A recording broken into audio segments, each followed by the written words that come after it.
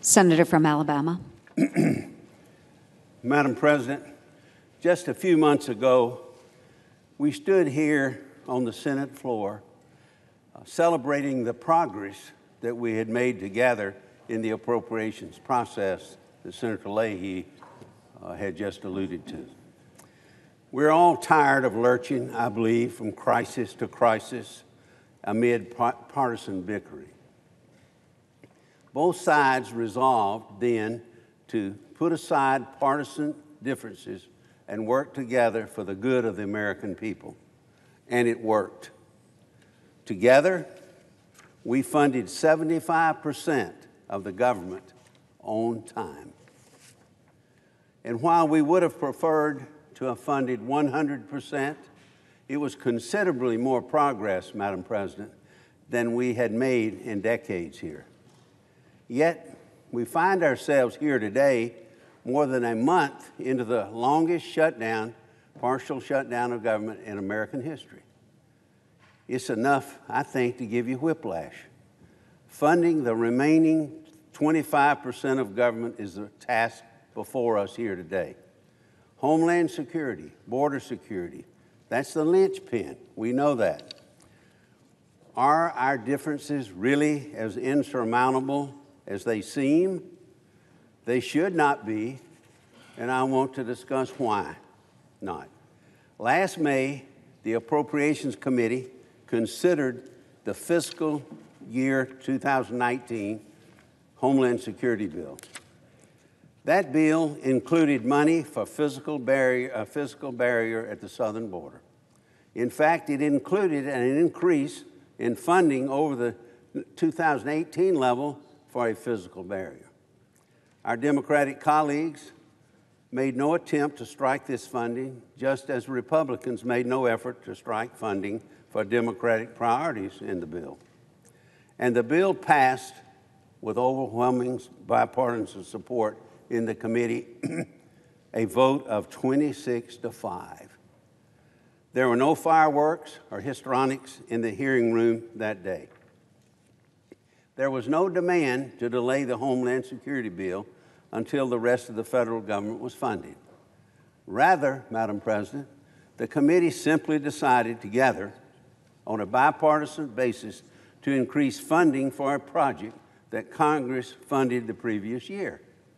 The fireworks and demands for delayed consideration came later.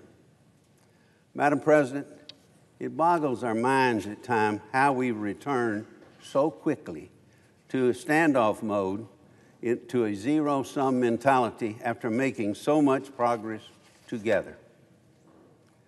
It's particularly perplexing to me, considering bipartisan support is exactly what underpinned the very thing that now divides us so bitterly.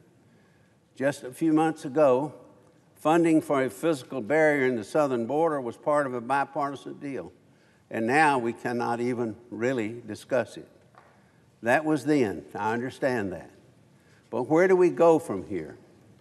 Who is offering real solutions, comprehensive solutions to end this impasse? The President, for his part, has proposed a serious and I think a reasonable compromise, a comprehensive solution. I commend him for that. He's doing what the American people expect, I think, showing a willingness to work together to find common ground.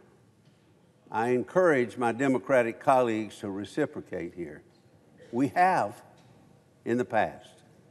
If this proposal today is unacceptable, I ask my colleagues on the other side to put something on the table that could help move us off the dime. Work with us.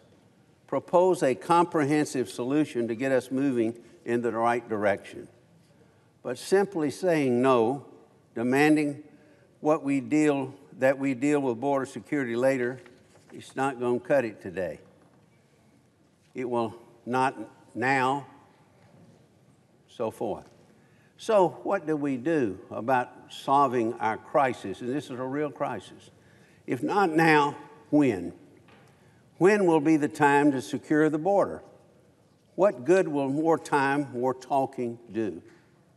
The American people have been promised that border security will come later since the Simpson-Mazzoli amnesty in 1986. And as I look at where we are today, still waiting, still talking. The drug smuggling, the human trafficking, the chaos, it's a real crisis. We know what must be done. It's a question, what will be done? I say this afternoon in the Senate, let's come together. Let's put the bitterness behind us and do what is right for the American people and end the shutdown and secure the border. Madam President, the real question before us today is this the beginning of the end, or is it just the end of the beginning? We shall find out.